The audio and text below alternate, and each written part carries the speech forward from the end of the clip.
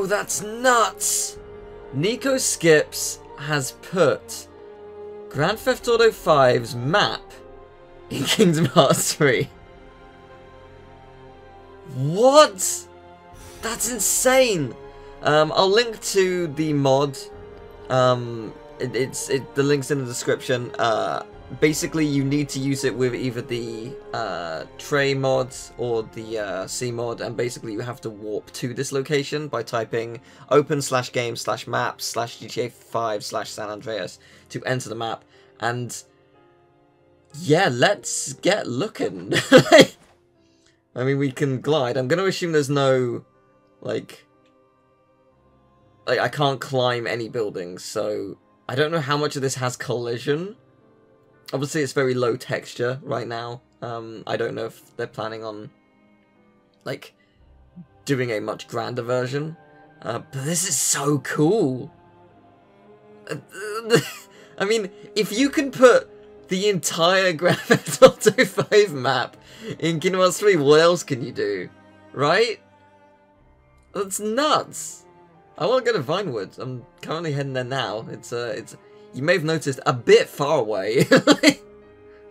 Typically, you don't fly there in this sense. So, yeah, I'll be honest. I've not actually played much Grand Theft Auto 5. I played a little bit of it back when it launched. It was, what, 2013? And that's honestly it, really. I've seen a couple of videos here and there. Stuff like Rooster Teeth and whatnot. But, like, that's about it. So my knowledge on where I am in the map and generally that kind of stuff is limited, I'll be honest. But this is cool. Like, this is super cool. Like, I mean, I have no idea how hard this was to import, if it was hard at all. Like, what exactly could be done in the future? You know what I mean? Like, what games can you import into Kingdom Hearts 3? And to what degree? Like, obviously this is low texture, presumably because if it was any higher texture, it was, I think, 50 MB, something like that download. If it was any higher, oh yeah, like, it'd be like a couple gig, maybe more. like it'd be big. It'd be really big as a file to download /upload /whatever. So, you know, that kind of thing is interesting. But no, this is just fascinating. But this is doable. I mean, it's amazing. It's just absolutely awesome. But, wow. It's crazy that this is a thing. I wonder, well, we're close to Vinewood. We've nearly reached it. I wonder if this is going to be solid or not. It's impossible to know until we touch it. We're either going to go straight through or we're going to stop gliding. Uh-huh. Whoa! Oh, it's solid! It's all solid! I was fully prepared to go straight through. Like, okay, nice. We're gonna get to Vinewood. Like, that's not really anything that's to scream home about, but, you know, I'm definitely gonna have to take a picture. Let's see. Oh, I might need to, give me a second, I might need to go back a bit, a tad, like it's a smidge. I'm still not quite. Oh, it's slippy. Okay, can I? Nah, this is getting closer. I want to take a good picture of me in Vinewood. I had a nice day trip to Vinewood, and I wanna really celebrate that, you know. Yay! There it is. It's close enough. You know what? It'll do. It'll do. Yay! Look, good old Vinewood. Anyway, let's go up there, shall we? We're here. Let's get a move on. What a cool thing. I mean, like, so this whole place is viewable, I guess. Like, I mean, I presume like the buildings aren't gonna have stuff in them. They do have collision though. I don't know where that's due. So you know that's pretty cool. This is just really cool. I guess we're going down there now. Oh, yeah, I'm gonna head this way. Why not? And there's lots we can see. I'm guessing... Oh, actually, the water. Solid or actual water? What do you reckon? We've got to find out. Like, we've got to. I'm desperate to know now. Like, be really cool. But also the water of the sea. Like, how far can you go? Is there going to be an invisible wall? Presumably there won't be an invisible wall. I guess, like, you can sort of see the edge of the map. Like, where the water stops, I guess, is just, like, it's just going to be a solid drop. I would imagine. So I guess, like, it's not... Obviously, it's just a sandbox. And, I mean, as I say, I don't know a huge amount of Grand Theft Auto 5. I presume something stops you from walking off the face of the planet. So, you know, yeah, like, I don't know. I don't know how it would work here. I guess you just fall endlessly. And that's fun too. So, you know. This is so cool though. Just, it's absolutely wild. Like, what? Yeah, like, people who know how to mod this kind of stuff, like, where can this go? Like, what could you do? Could you put Nier Automata in this game? Because Nier Automata would be really cool to explore. Because, like, the gameplay... Obviously, the combat is quite different, but the movement's actually quite similar. The way they... Sora and 2B, or whichever character you're playing as, the way they slide down things actually does look and feel fairly similar. The way they jump and double jump is actually quite... Like, there are a lot of things that share similarities between the two. It'd be interesting to see how it would play. Honestly, I think it would play pretty well. I think it would translate really nicely. Obviously impossible to know until you actually do it, but I don't know. It's so low poly. Grand Benora? Beer? Is that? Bebe? Some words, but I can't read. Oh, I love the water textures. They're so triangly, polygonal. I like how I first went for triangly. Yeah, that's the term we're looking for. I wonder if it's quicker to dash. I don't know. Yeah, I'm not really sure, honestly. But we are approaching the lake. Oh, that does say. I'm going to assume that the text is not usually there. Oh, actually, this is making me wonder. What does the map of the city look like in map form? Like, not like the one you traverse. Like, is there actually a properly 3D map where you can sort of look at it before you explore, kind of thing? Because that might explain what the text is all about. So I'm either going to land or I'm going to go straight through. Let's find out which. Kind of exciting. Okay, yeah, it's solid. I mean, that makes sense. Like everything else has been. But you never know. You gotta find out these things. What if it hadn't been solid? There's quite nice reflections from it though. Quite like the lighting just beaming off of it. I don't know why this is amusing to me. Yeah, this is super cool. So tell me in the comments, what would you like to see in Kingdom Hearts 3? Like, what if you could put any world from any game, what would it be? What would you put? Because I don't know what I would put.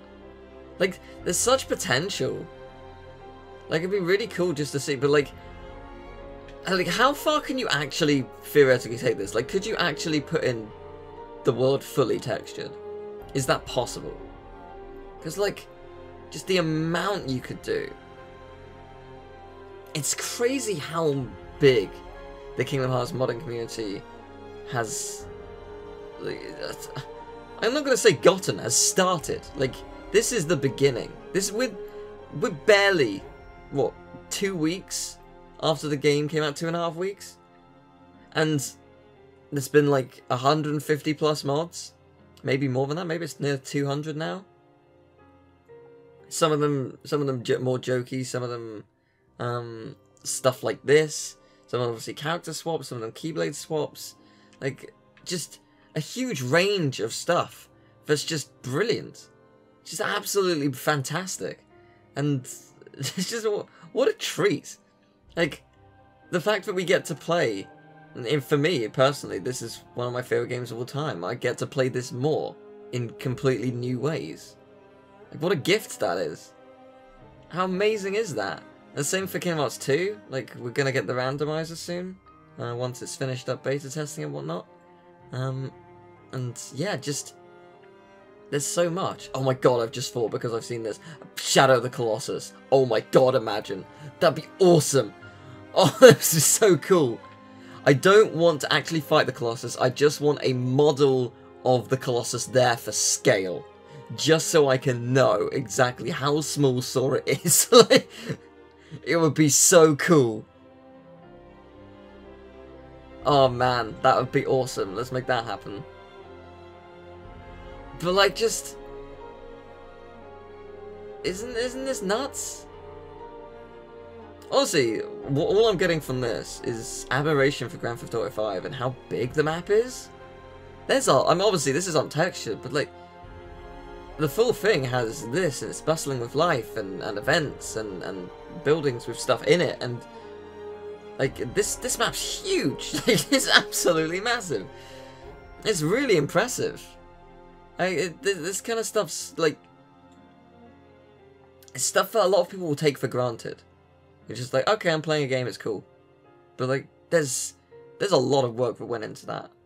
Thousands upon thousands of hours from so many different people. And it doesn't, like,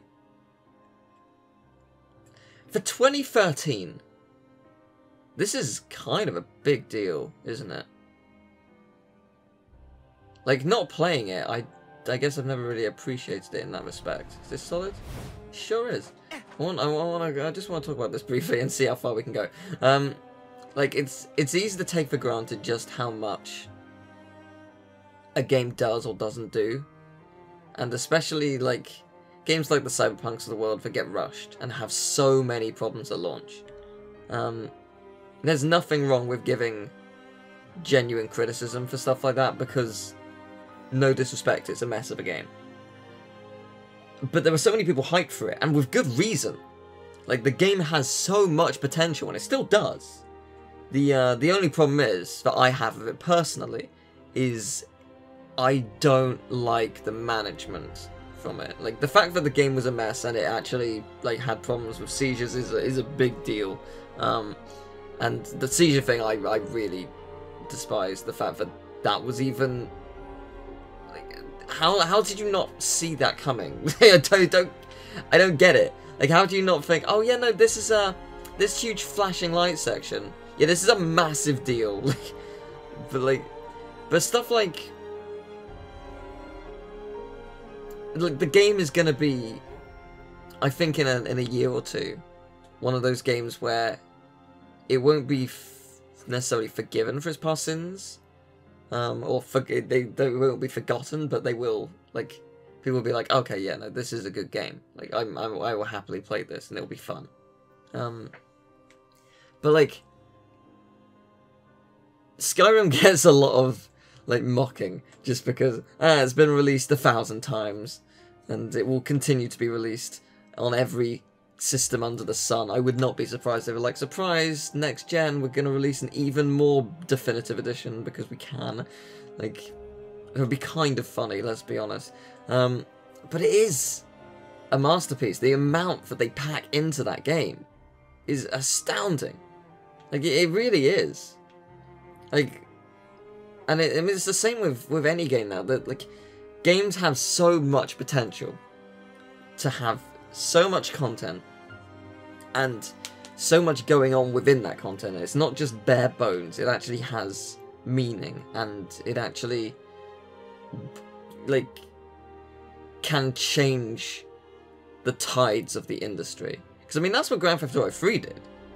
Like, platformers were everywhere, and then Grand Theft Auto 3 happened, and there was just a shift. that's what people want now, because it's possible. And Jak and Daxter is a game that changed purely because of how Grand Theft Auto 3 left its mark. And that's astonishing when you think about all these things that can happen in the industry. The industry is constantly evolving, constantly changing. And as we've seen, like, platformers had died out. Like, there were a couple that were releasing, like, notably at the time, stuff like Mario was still making platformers. Well, not. I suppose I was gonna say not a huge fan. No, they were. They had the Galaxies, and they had a bunch of the 2D games on different systems. But indie games really took the forefront for that kind of thing. Like Meat Boy and VVV. Those two stand out in my mind as like hardcore platformers that just not necessarily super long. Like VVV is a short game. I'll refer to it as VV from now on. VV is a short game. But it is astonishingly fun, and it really does understand what makes a fun game. I can't actually tell if I'm moving at this point. I might just be moving into a wall. No, I can't tell. I think I am moving. But yeah, like, yeah, I'm gonna assume that the map just doesn't end at this point. Although I'm starting to see like creases in the map, but I can't tell if that's just me being insane at this point. But yeah, like the indie scene left its mark, and it really brought back platformers. And then I think a lot of 3D platformers wanted, especially in the indie scene, wanted to come out because of necessity and a lack of them. Because there was a genuine lack of 3D platformers for a long time. And then the Crash remasters happened. And then that just really kickstarted it. And now platformers are the hot topic again. And I'm glad, because I love platformers. 3D platformers are just such a delight. Because, like, I mean, this can be said for any genre, but you really do get something very different with everyone. Oh, hello. Down we go. Yeah, you really do get a different experience with every single one. And that's quite impressive, I think. But that can be said for any game, I suppose. It's, yeah, it's incredible just how much the Grand Theft Auto series has left an impact. And open world games have changed the face of gaming. And now, and the indie scene certainly did as well, and yeah, it's just all really cool, isn't it? Isn't it fascinating? I think so. But that's it. We travelled all that way, and soon it will be gone. I wonder how far you fall until you go through the skybox. It is getting decidedly brighter. I mean, at this point, I'm just experimenting. Like, I don't know what's gonna happen. Like, I have absolutely no idea. But I just kind of want to see, you know? Like, I don't know how long this video is. Probably 20 minutes, maybe more at this point. But it's fun. I just want to explore. I just want to see what this world has. From a very different point of view, apparently. From below it is what I want to see. Like, because this is just a learning experience for me. Like, I've never really dabbled in modding prior to this. So anything I've learned is... I've learned just because I've sort of had to. And honestly, it's super easy to set up. Like, it's all really, really easy stuff.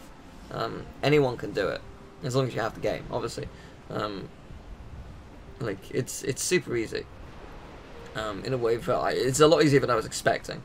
But like, I don't know what the limitations are for modding. I don't know how this kind of thing works in games. Like, how deep is a skybox? How wide can you travel before you reach the edge? Like, all this stuff is just really fascinating to me. So, I think we've got to have a nice conversation. I've got to talk at you, and hopefully you've been like, this is interesting, or I don't care about anything you're saying. Like, but like, you know, we get to have a conversation about the industry. We get to just have a one-sided discussion, kind of. I would like to say that it is like a we are talking at each other, but the realistic way is I can't actually hear you if you are like responding, because that's a thing that I think is wonderful about YouTube videos, especially when talking about topics like this, where it's just one person talking at someone else or talking at a camera or whatever, and just like you're gonna have your opinions and you're gonna react to it, and some people genuinely do fully respond. Like, and obviously, no one can hear it, but technically as I'm saying this to you, no one can hear me now. Obviously you'll be able to hear it when I upload it, but right now no one can hear me. I'm talking at nothing, I'm talking at a microphone. But it's just a fascinating... YouTube's a fascinating world. There's so much that you can gain from creating videos. And it doesn't have to be about millions of people seeing it. It can be just about sharing an experience or a memory or an idea. And that's really cool. Why wouldn't you want to share so much with 1 or 2 or 1,000 people? Like, there's people who are always willing to listen. And there are those who are willing to mock and to, you know, to just send hate because, well, that's their way of having fun, and I don't... Whoa, my god, there's a... What? Well, I can honestly say I wasn't expecting that. That's awesome. Well, we're back. Yeah, there are people who are willing to mock and hate, and that's just the way they do things, and I don't agree with that at all. I don't think you get anything out of bringing misery to others. Like, there's no point. Like, oh, you get to chuckle at it for the person who does it gets to chuckle for a minute, and then the person on the other side gets to feel really bad for a significantly longer period of time. Like, why? Why would you do it? What do you gain? Where instead you could compliment someone and they would feel really happy because someone else actually liked something that they put out there. And that's a lovely thing. Well, I think I am gonna end it here. Thank you so much for watching. I hope you have enjoyed the video. It has been a lengthy one, but it's been cool just to explore. If you enjoyed it, I'd very much appreciate it if you left a like, subscribe, share the video around. I also have a Twitter and a Patreon if you'd like to support me in the channel. But yeah, as always, links to where to download this will be in the description, and go support the creator, and I will see you next time. Take care, bye-bye!